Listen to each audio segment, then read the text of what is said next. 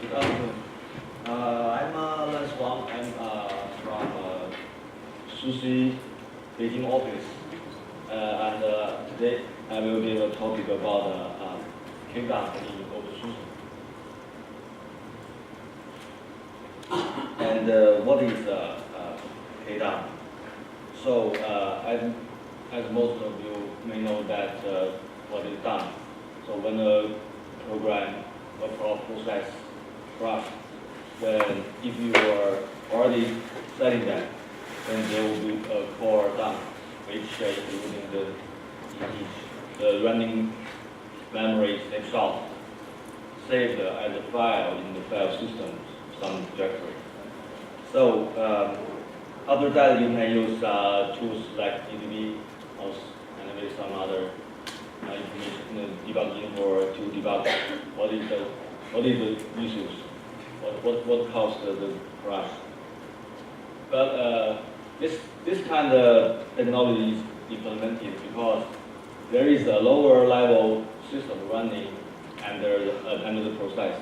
It is a kernel, of course. But if a kernel crash, if we want to implement with similar functions, how to do that? Because there is no lower system running under kernel. So this is what kdump does. So of course there's more than one way to do that, but kdump is the current way in upstream kernel to do the dump. So when a kernel crashes, so kdump will save the physical memory of the panic kernel to a file. And the dump file includes the kernel state at the moment with as little as it usually didn't touch the state of the memory. That means leave the memory state insistent. And then after we got the dump file, then we can get into analysis all the course. So of course, it is a function. It is an enterprise level function. So how to make this to implement the functions? So the idea is simple to understand. It depends a design called a dual kernel layout. As I mentioned before, that there is no lower level program running under kernel. So the solution is that to reserve some memory for a second kernel. Then when a crash happens, the second kernel takes the control of the system and saves the memory, other memories used by the systems based on kernel 1 to a file. The idea is simple. So before we go on, so there is something to make clear. So when you Google some documents or other information about the kdump, there is some names about this two kernels. So sometimes for the first kernel, we also use name panic kernel or stand kernel and production kernel. And the second kernel also have names like a capture kernel, crash kernel. Personally, I like the name panic kernel. I like the pair of panic kernel and crash kernel because the names describe what happened, what the kernel is used for. And next, because kdump is the enterprise level functions. So for most Linux distribution, this function is not enabled by default. So normally you need to manually enable kdump. There are two parts things you need to do. First, to tell first kernel to resolve a memory region.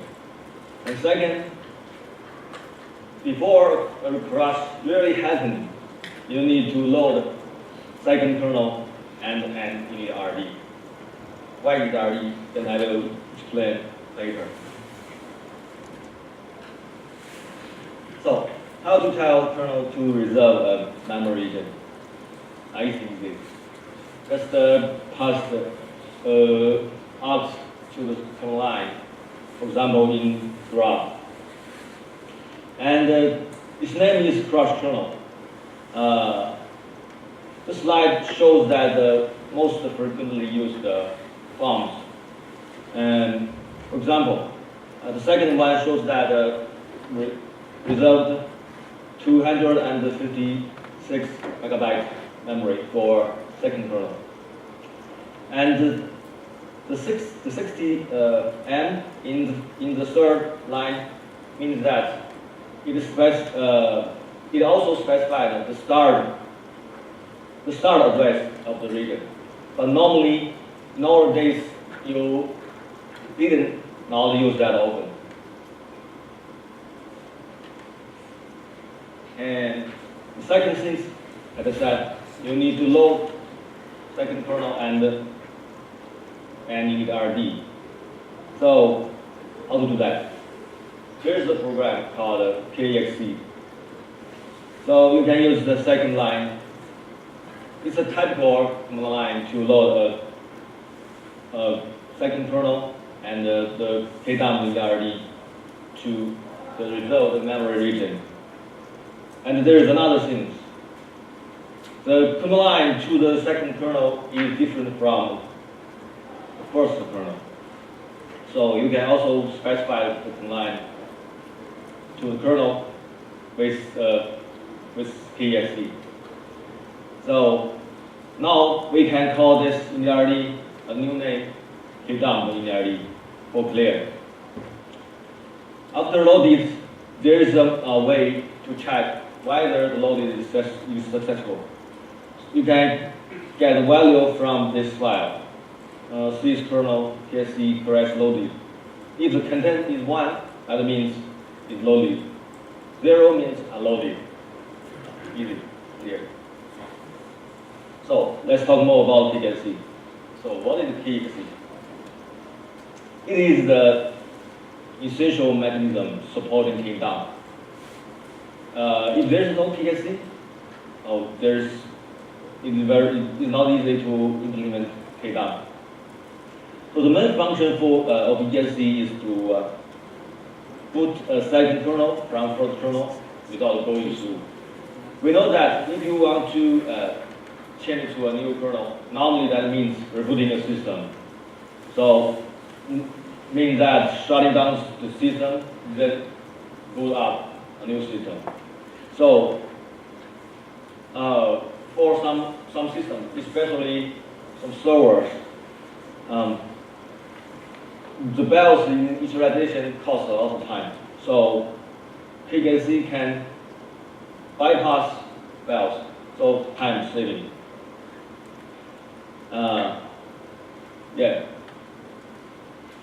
To load a second kernel, actually there need two parts to implement this function. As I mentioned that there's user space tools kxt in SBin directory, and the corresponding kernel is called kxt file loading. There's another syscall called kxt loader. That name is more distinct, but this kxt file loader is a newer syscall. The benefit is that it can load a file. Before that, it can load only memory. What is the benefit of load a file? Yes, we can do some checksum on the file for security. So, how to do kdump in openSUSE? First, you need to install it because it is not default installed. That's easy. But normally, you know that YAST is one of the benefits of openSUSE. So it is very good to install YAST to kdump together. And we normally use this command to configure kdump. Yeah. This is the if you use the YAST in a console, this is the loop. So default this option is this selection is on disable kdump. So you can use the keyboard easily to check it, to enable it. And the next like the bottom part shows that you can choose how many memory reserves, but normally YAST can help you do that. You don't need to do anything about it normally. And obviously, after you make the configuration, the system is still has no function kdump enabled because there's no memory region reserve. Memory region reserve can only happen during the starting of the initialization state of a kernel. So you need to reboot the system.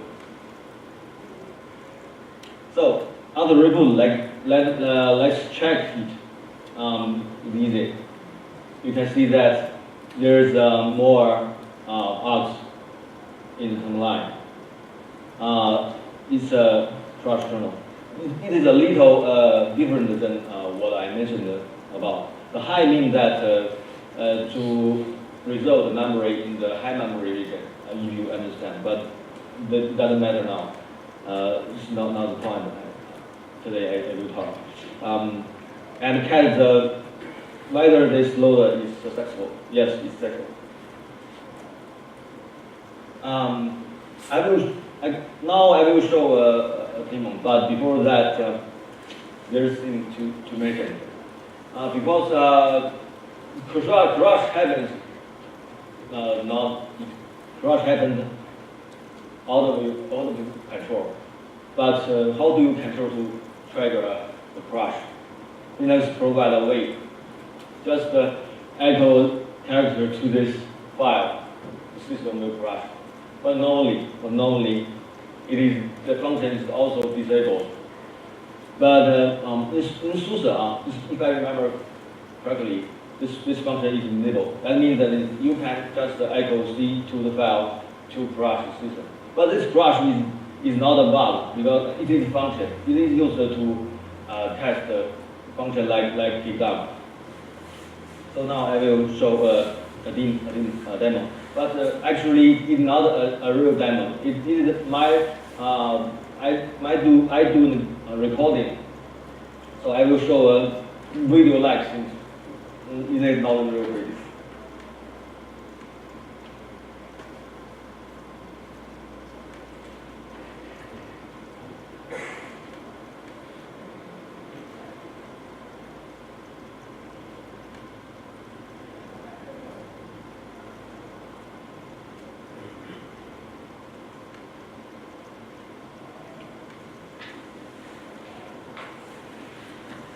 Now this system is running on first kernel. Now I use this command to trigger a crash. What you can is a console the monitor. You can think this is a monitor. Actually, it is output from a serial console, but you can regard that as a monitor. Now it's finished. You can see that the last line is here. There's the promotion, but normally you also can see that there's the remind that you need to reboot space that -F to reboot the system. In in openSUSE that this is not this way is not a default default behavior. Default behavior is just a reboot. For the demo, I enable the reboot function. You can see this line. This line is the processing. That means that dump file is copying to disk.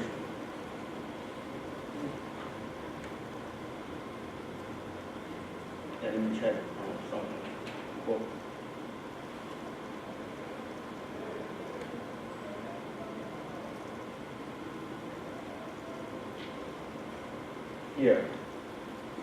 Here is the brush, another bug. This brush is triggered by XC. So then, see this. The first column of the message shows that the time when the message happened. You see that before this line is 171. And after that is 0. That means that a new word is starting. This line that the second kernel control the system.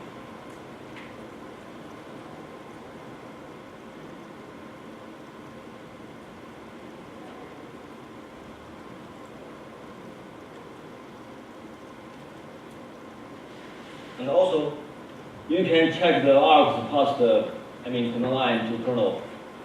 Here.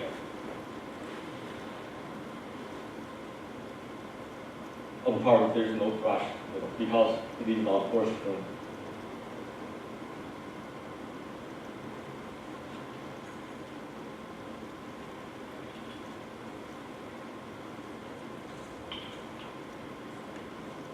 So, what happened after second kernel booting? It's like the boot process is like a normal kernel booting, but with just as I show you that this with some special command ops, and the real work is finished in the kdump, even RD. That means that user space is only there. So let's talk more about how to save kdump file from kdump in RD. Kdump in RD provide a minimal user space with essential tools like coutils, dash, some basic library, and the most important one of this is make dump file. What are make dump file?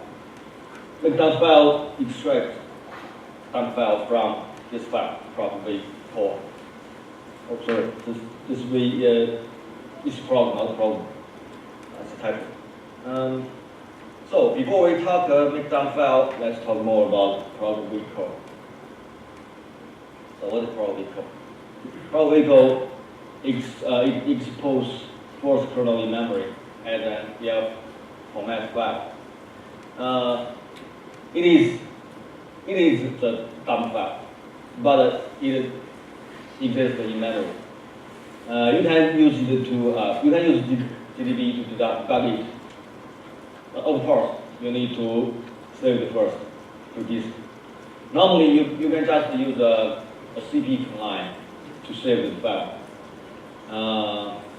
but it's not practical because it including the whole memory used by first kernel, which maybe includes some parts that is not that useful.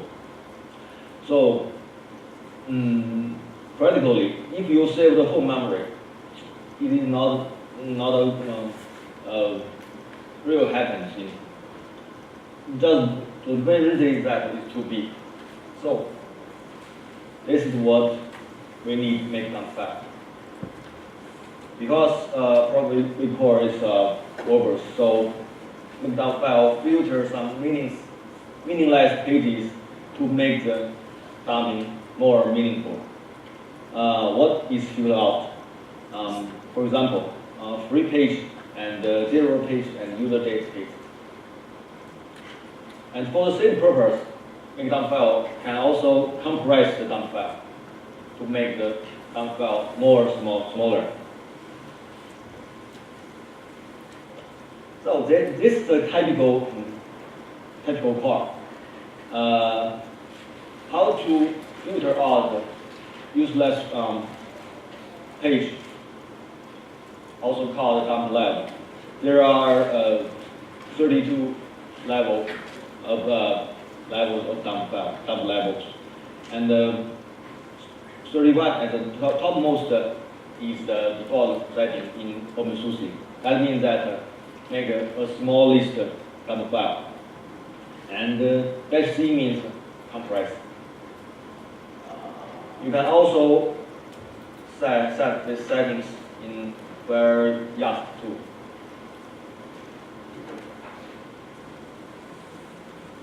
But the settings is in a reverse way. You can set include in dumping. So that means the default these pages are not included. So there's another part need to be talked. That's where to save the dump file. Actually, SUSE support a lot of targets to save dump file. The most important that if your kernel 1 running onward, then save the file to. For example, you also can change the target. There is a list of different targets currently support. You can save the dump file to, for example, SSH server, SSH to a server. Then you can implement a function. For example, you have Android machines and dump servers, and set the configuration. Then if any one of the machines dump, then you can get the dump file from the server. So actually, you can change all the settings in this file. You can see that save jar.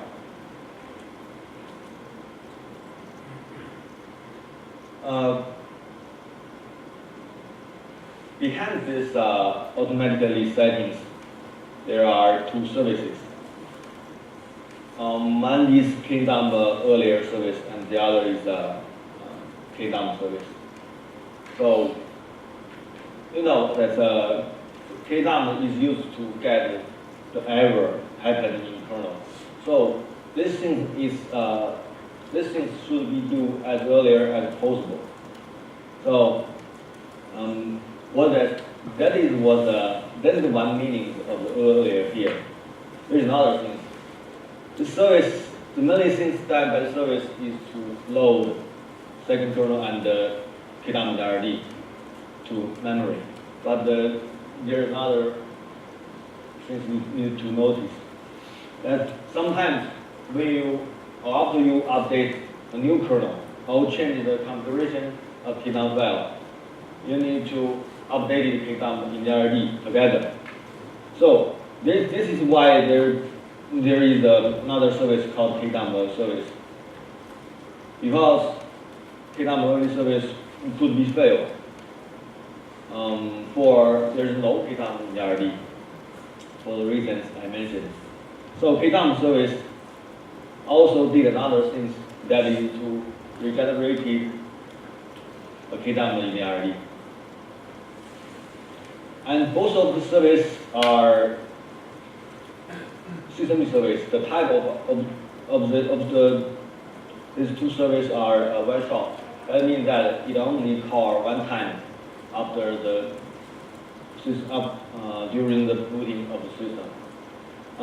There could be some improvement, and maybe we will have only one service to resolve this issue in future. There's another issues happen frequently in a real case. That is the size calculation. Normally, as I mentioned, that just help you to automatically calculate this site. Yes, there's some functions to handle that. It is said that there, for one page to save, it needs 4 bits. So you can normally you can get the size before if you know what's the size of the fixed memory. And you can use these tools, kdump tools, to calibrate to get the size. But for some systems have a huge memory, so sometimes you need to manually change the size to get a suitable value. After you get a dump file, what do you do? Yeah, normally that's what we do. To analysis the bug. There is a traditional tools called Crush, which is based on GDB, and recently there's another tool called Crush Python. Crush Python utilize the GDB with the Python as an extension programming languages. So there's more functions in Python Crush, but it is a new program. It is still under development, but usable now. So we still have bugs. So if you find any bugs, don't hesitate to file a bug on Mozilla.com. And thank you very much.